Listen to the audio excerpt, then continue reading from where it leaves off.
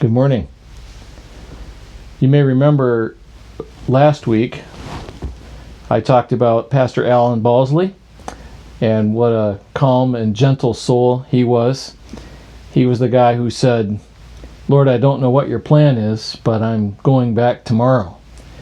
Well, there was another guy who used to come to chapel, and his name was Dr. J.B. Buffington.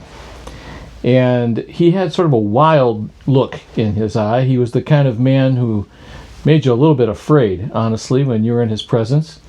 He had been a fighter pilot in World War II and survived all of that and then became a pastor in Lakeland, Florida. In 1992, he came to preach the day after Hurricane Andrew struck South Florida.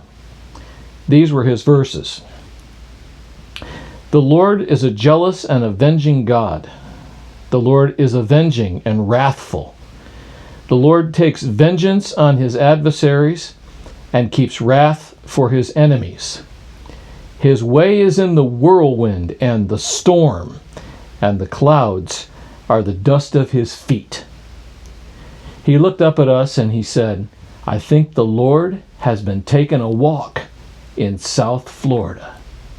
And then he went on to talk about the power of God, the wrath of God, the dangerous God when you're on the wrong side of him, attempting to live life apart from him.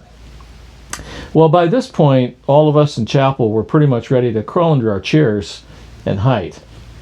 But he ended with this verse from Nahum chapter 1, verse 7. He said, "After all that, though, I want to remind you of this. The Lord is good, a stronghold in the day of trouble, and he knows those who take refuge in him." Well, we're not exactly in Hurricane Andrew, but we are in a storm, and things are swirling about and going crazy. But I remind you that the Lord knows those who trust in him. He's good, and he's a stronghold in the day of trouble. Make sure you hide in him today. I'll see you tomorrow.